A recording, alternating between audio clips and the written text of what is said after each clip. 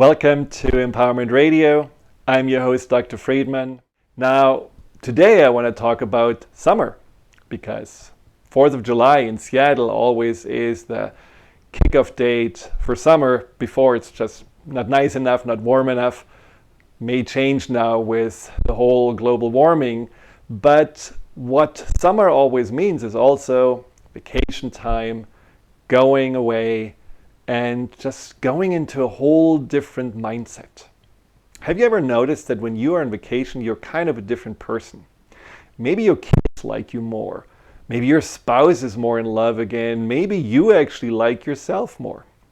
Now Danielle and I came back from 1 week of vacation, and we celebrated my birthday and our 20th kiss-iversary. We always forget what actually our anniversary date is, but the kiss-iversary, which is 25th of June, we don't forget. So 20 years, that was a reason to celebrate, and we did this with a mini vacation that included also walking that Compostelle path, which is the path that ultimately leads to the burial ground of Saint Jacques, of Saint James, which is the brother of Jesus.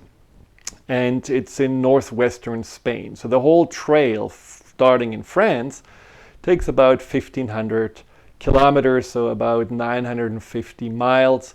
And we didn't do the whole thing. We only did 3 days. But it was fantastic. It was amazing. 3 days just walking on the path that thousands and thousands of pilgrims have done before, and just really going into a different kind of rhythm. And the days, even though it was just like one foot in front of the other, the days felt fulfilling. And 20 miles later, when we arrived at our destination, we just felt like, yeah, this is something we have accomplished, and we have vacated our mind, which was quite a wonderful experience to have. Now, when it comes to the vacation mind, how do you experience yourself? Do you find yourself also just more relaxed and more at ease? Do you also notice somehow that you're all of a sudden more adventurous or curious and just want to get the most out of time? Or have you ever noticed that you also are more open with your heart? That you just, feel more deeply, feel more connected to your beloveds, that you may also just have a greater sense of joy in life overall. And wouldn't it be great if we could keep that mindset all year round? Now, for us, vacation wasn't necessarily drinking margaritas and getting the deepest tan.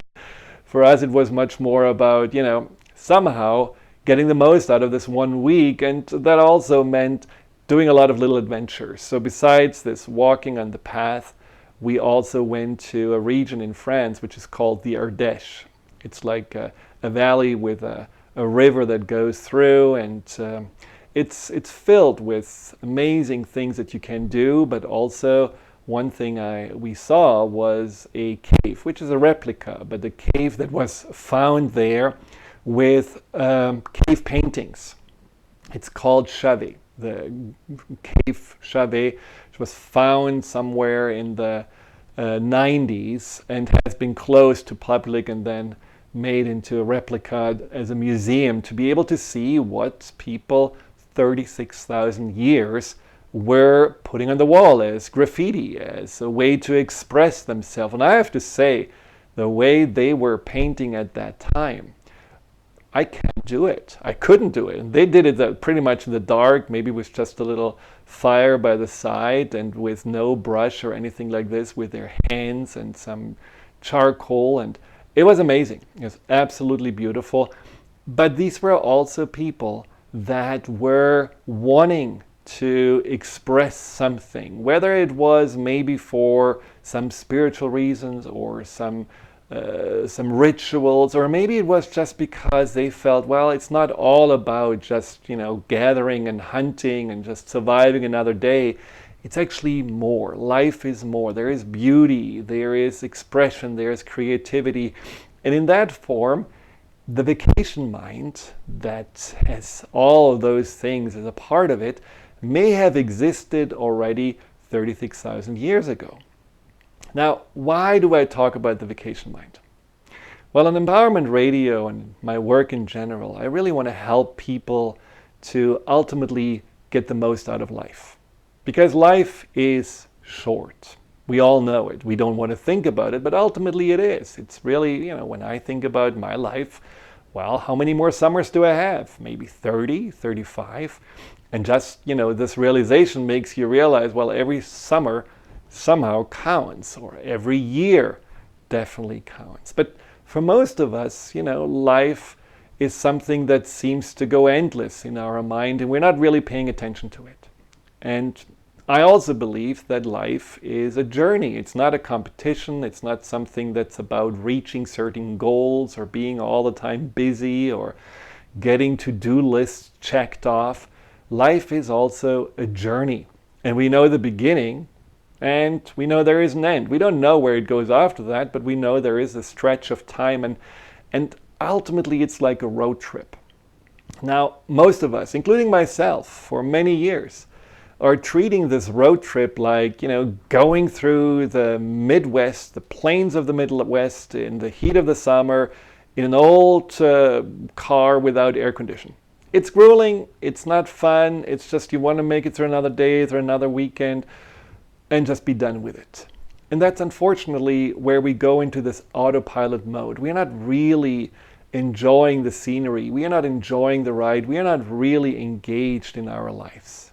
And so the vacation state of mind that is so different is a vacation, is a mindset that I believe on this journey through life could really serve us well to get more out of that stretch of time that we have here. We just don't know really how to get into the vacation state of mind. Now, I grew up in Germany, so I have probably more practice with vacation minds than most people that that grew up in the US, where vacations unfortunately are very limited and short. And that makes it even more important to say, well, how can you take the principles of the vacation mindset and make them a part of your day-to-day life? And today I want to talk about that, and I want to also help you just get some very hands-on tool to make this happen. So why would you want to make this happen? Well, I do believe when we are in the vacation state of mind, as I said before, we are not only enjoying life more and are more pleasant to be around, but I also believe that we are more productive because we are not so drained, we are not so stressed, we are not just dreading and feeling overwhelmed about the details in life. And I also feel like that ultimately we are becoming more our true self because we are not really driven so much by these external expectations and pressures, but we are much more coming from a place of what do I want, what do I enjoy, and what's ultimately this life for me. So that's what the show is about, and the first step of the vacation mind will be the step of opening the mind. Because that's one of those things that I find we do naturally when we're on vacation. Our mind is more open. We're not just, ignoring those things that are beautiful. I mean, my mom was always really funny because, as kids or teenagers, when you're in the car with the parents, you don't necessarily always look out of the window and appreciate everything, especially when you are, still dealing with your own hormones that are raging inside of you. You're often tired, you just want to shut down, and we didn't have cell phones at that time or tablets, so you just close your eyes and doze off. And my mom always woke us up and said, "Kukuma, kukuma," which means look, look, look, look. And I think she was right, because she really could appreciate how amazing these different landscapes were, whether it was in Italy or in Denmark or in France. And so just opening the mind and realizing, oh, kukuma, look, what's out there. Look, even though your life may have been something that you totally, already feel like, well, I saw it all, I know every detail, there's nothing new to discover. Well, maybe there is. And that's something I'm gonna show you how to get there after the break. Stay tuned, we will be right back. Welcome back to Empowerment Radio. I'm talking about the vacation mind and how we can use that different state of mind that most of us know as a mindset that can make life, the journey of life, more enjoyable, and also certainly something that makes us feel more engaged and fulfilled on a day-to-day basis. So I talked before the break about being open. So let's close your eyes for a moment, unless you're driving. Close your eyes, take a deep breath in, and what I would like you to just think about right now is, what are objects in your immediate environment that you actually enjoy, that you like, that you feel pleasant? Maybe this is as simple as a glass of water. Can be your phone that you're in love with. It can be a book behind you on your bookshelf. It could be a little plant. I just want you to think about things in your immediate environment right now that you find enjoyable, that you're grateful for, and then stretch your awareness to your home or your family. Or maybe you want to think about this weekend coming up. What are things that you already feel like you are looking forward to, or you have maybe not thought about, but you could look forward to? What are things that you feel you want to experience and share with others? And then think again, back into the past. Think about someone who said thank you to you. Last one that you remember. And maybe the last time you said thank you to someone else. Think about maybe a situation where you felt like, oh, I made a difference. Or maybe a moment where something pleasant happened. Or maybe you think about a moment where somehow you had this little butterfly feeling in your stomach, maybe because you saw your beloved, or maybe there was a great song on the radio, or you watched something that really touched you. Now, do you notice how just focusing on that is getting you into a different mindset? And you can open your eyes. Well, this is a little treasure hunt that I love to do and teach my clients, which is basically about shifting your mind from looking only at the things that, potentially are problems. I mean, I'm an excellent problem solver. I'm always telling my wife, Danielle, that she shouldn't tell me anything 1 hour before bed that is broken or needs to be changed or fixed, because I cannot help myself. As soon as there is a problem, I have to fix it. It's beautiful, and it's also a liability, because somehow you can always look for problems and you never find an end. So I had to teach my mind to look for the things that don't need to be changed, that are perfect in the way they are, that are already right, and there's nothing I have to meddle with. And that is something that is the gift of the subconscious mind, because that subconscious mind is basically that little, truffle dog that is looking for anything that we ask it to look for. So my little truffle dog mind was looking for problems, stains on the carpet, maybe some streaks on the wall, light bulbs needing to be fixed, you name it. That was what I needed to do in order to somehow feel like, okay, now everything is perfect. It's definitely a default setting from my German upbringing. And maybe your default setting is more about, looking at what could go wrong, or looking at, the things that you haven't done yet, or looking at, the things that you have to plan for, and you're never really totally in that moment. And you're never really looking at what's around you that is perfect in the moment, that actually is enjoyable in the moment. So Here are a few questions what you can ask yourself every day, which actually going to help you and help your subconscious to have a new focus, a new way of looking at life as, oh, there is actually so much more than just problems or chore lists or expectations to meet. So every night or every day when you wake up or before you go to sleep, you just tell yourself, I wonder what will pleasantly surprise me tomorrow. Some client of mine told me this, and I love that because it really assumes, yeah, you're going to be pleasantly surprised, so you wait for it and it's going to happen. I wonder what positive difference I can make.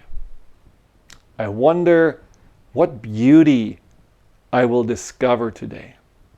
And I wonder how the universe or life will show up for me, support me.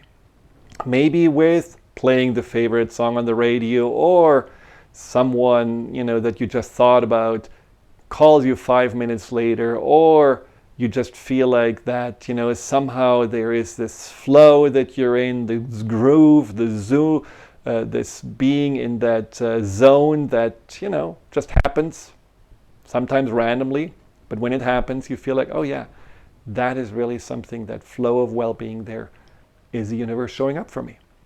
Now, the point is that when you are asking these questions, that your mind opens up. Your mind is not just looking with these blinders on at that day-to-day black and white version of your life. It sees more the color. It is something that makes you see and appreciate much more deeply what else is there.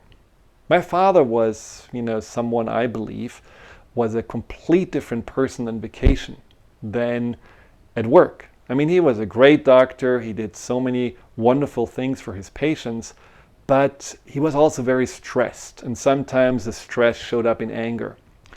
And when he was on vacation, even though he could also get angry on vacation when, for example, his favorite restaurant was closed, but he also was really fun and curious, and he loved little adventures, and he did tell us stories that he made up, on the spot, about a pirate with a wooden leg, and the stories kept on going and going and going, and every night we were already looking forward to the next story.